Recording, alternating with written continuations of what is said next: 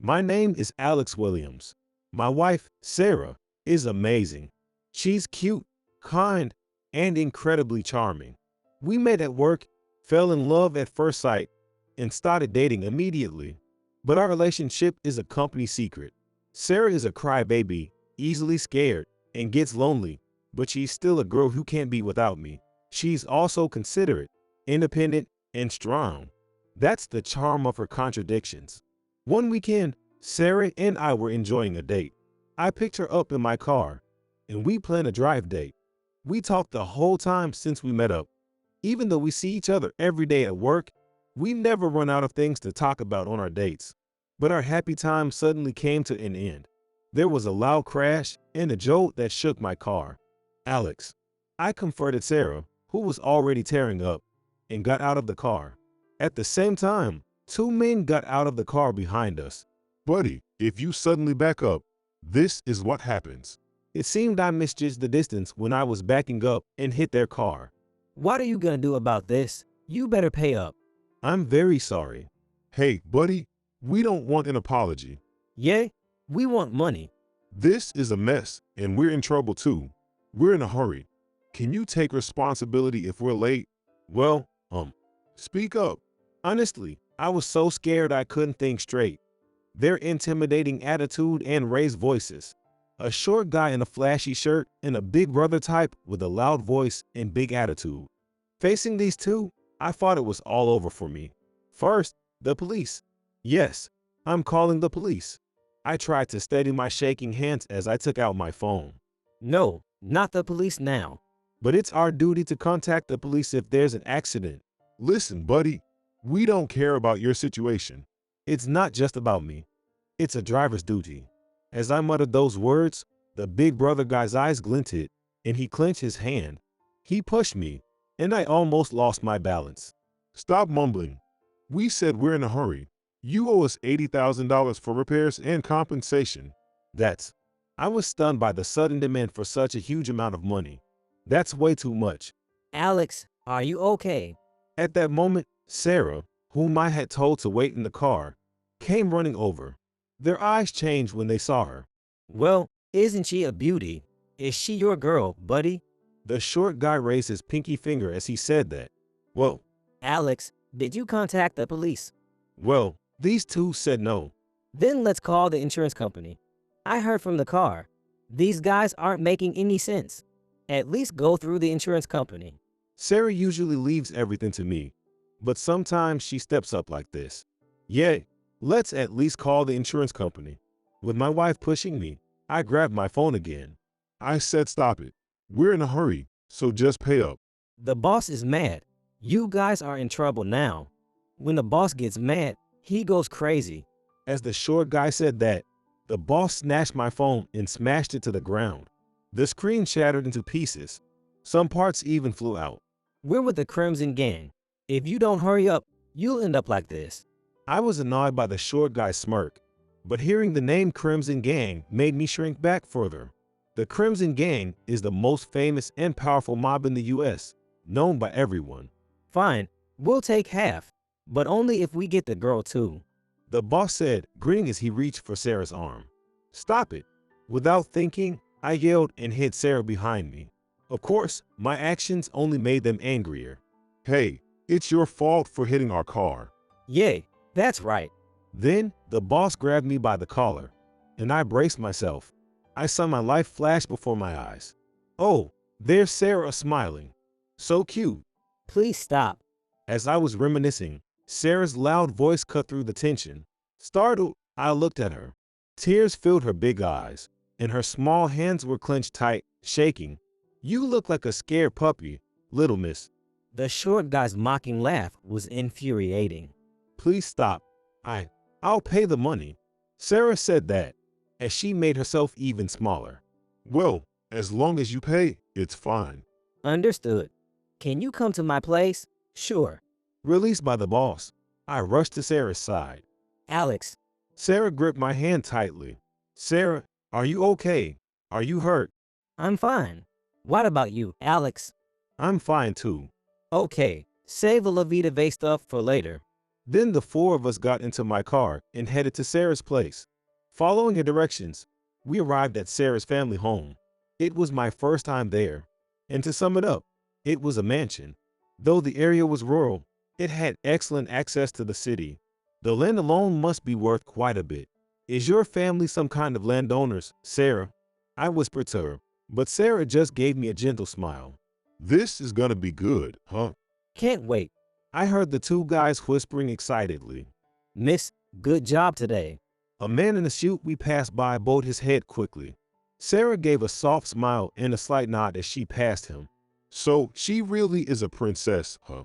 Sarah completely ignored the excited big brother type guy. I started feeling a weird, uneasy vibe. This way. She stopped, and the door seemed to open by itself. Is it automatic? When I looked beyond the door, I saw two people opening it in sync. Inside the room, three men stood with their hands behind their backs. When I looked at the two guys, they were frozen with fear, their faces pale.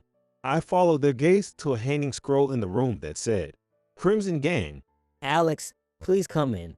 Sarah called out to me first. Her smile was delicate, almost fading. I could only nod silently. Then one of the men inside guided me to a chair and pulled it out for me. I swallowed hard.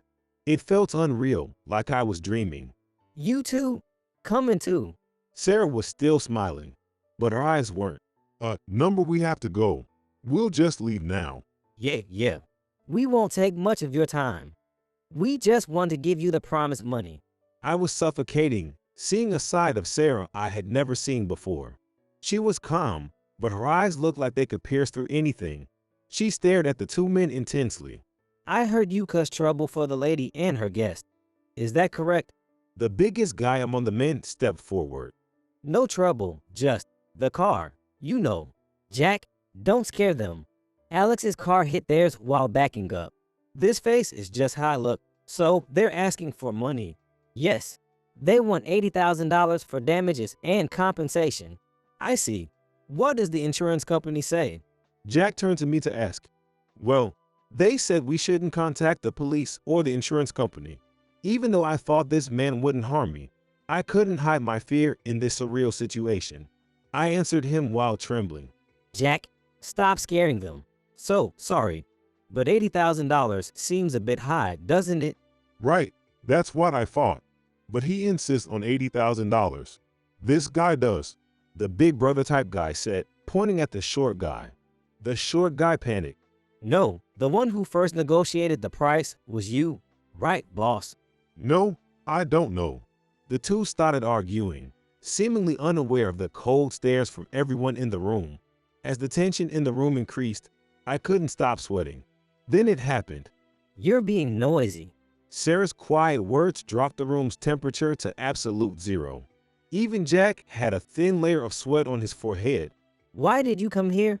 You came to demand compensation and repair costs because you're the victims of the accident Alex caused, right? More like we were told to come here. Right? I called you here, but you're the ones who demanded $80,000 without involving the police or insurance, aren't you?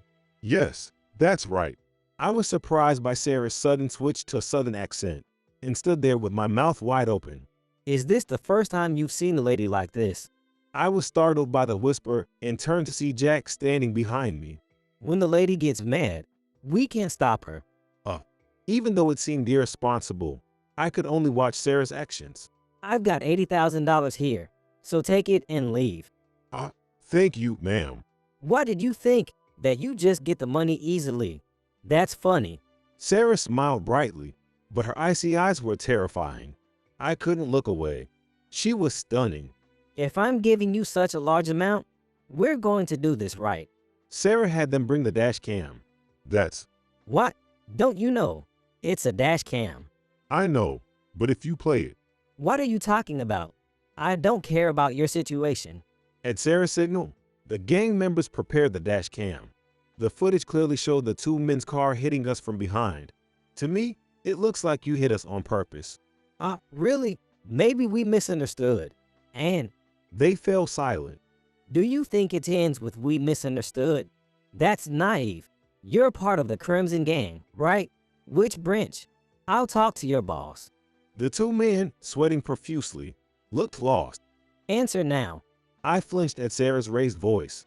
Though she usually didn't yell, her tone was now firm and intimidating. She continued speaking calmly. In this way, she cornered the two men. When she finally raised her voice a bit, it was clear she was getting frustrated. We're sorry. We're nobody important. The two men kneeled and apologized profusely. So, you used our name without permission? Yes, ma'am. We might have a bad reputation, but… Sarah's eyes wavered for a moment, and she bit her lip hard. Then, with a clear voice, she shouted, We don't trouble innocent people. I wanted to go to Sarah right away. If I could, I would have held her in my arms. But I couldn't find the words for Sarah, who was fighting a battle I couldn't even imagine. Don't think you can get away with using our name, trying to scam money with your fake accident, and threatening Alex. But you don't have any proof. We're just regular guys. Maybe we should leave. The boss started acting tough, thinking the dash cam didn't catch him insulting us or breaking my phone. At that moment, Sarah gave a chilling smile. It was a smile sharp enough to send someone to their doom. You really underestimated us. Sarah took out her own phone. Of course, it had recorded everything. And just as the recording played, fine, we'll take half, but only if we get the girl too. The door burst open. You think I give up my precious sister? Sarah frowned, looking genuinely annoyed. Brother, don't interfere. Stop calling me a mobster. Call me Big Brother, or Brother Dear is acceptable. No thanks. Now, who said they take my precious sister? Both men simultaneously pointed at me. To lie like that now, you've got guts. Really? Sarah said in exasperation, showing the video to her brother. Jack explained what had happened so far. Her brother's expression turned icy. I instantly knew he was the real deal. So, you hit the car on purpose, demanded money, threatened Sarah's boyfriend, and used our name without permission. Sarah is taking care of these two lowlifes? Yes. Hey, do you have any family? My elderly mother back home. I've got a sick sister and disabled parents. I see. As he said that, his handsome face turned into a kind smile. It was a smile that could captivate anyone. The two men seemed relieved. But I don't care about any of that. His face turned cold again. Take them away. Boss. At his command, Jack and the gang members grabbed the two men from behind. Handle them, Crimson style. Jack nodded, dragging the two crying men away. There's a rumor that after that day, these two were seen looking like old men, or maybe not. I hate people who try to profit by deceiving others. Her brother smiled at me. So, you're Sarah's boyfriend, right? In those few minutes, I had realized he was overly protective. I prepared myself for the worst, but he crouched in front of me, smiled gently, and patted my shoulder. Thanks for protecting my sister. Then her brother approached Sarah, who was staring intently at the door. If you're going to clean up, it's easier for both sides to do it all at once. My sweet little sister is too kind. Disown. No, maybe sever ties. Saying that, he left the room. The gang members must have been considerate too. Before I knew it, Sarah and I were the only ones left in the room. Sarah's brother had suddenly burst in and, with a coldness that surpassed even Sarah's, dealt with the two men. There's no way to know what happened to them, but I doubt they'll ever cause trouble again. I'm sorry. After a brief silence, Sarah whispered, "Why are you apologizing?" Sarah, being petite, always had to look up at me when we talked. Now, she looked even smaller, peering up at me with a different demeanor than before. I'm sorry for keeping this a secret. I always thought I needed to tell you someday, but I was afraid of losing you, Alex.